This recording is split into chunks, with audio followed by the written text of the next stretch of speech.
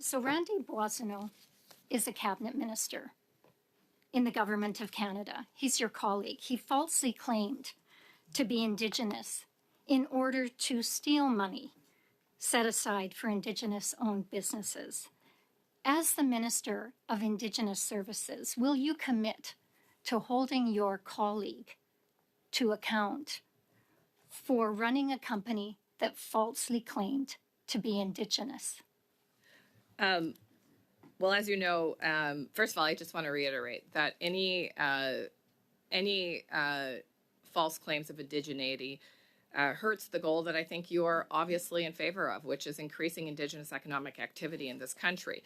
And so as the Minister of Indigenous Services, what will you do to hold your cabinet colleague to account for trying to defraud the government of Canada by claiming to be an Indigenous-owned business when they weren't? I think I've been clear that Mr. Boissonnault's company has never been on the list. That's not the question I'm asking. His actions speak for themselves.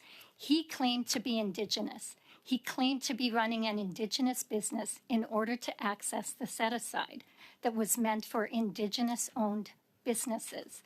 Will you join other members of Parliament in calling for his resignation? This file falls directly under your authority. And if you can go back to the Indigenous communities in your riding and tell them that he should not be held to account, that what he does was just fine, I think they will have something to say about that. You are the Minister of Indigenous Services.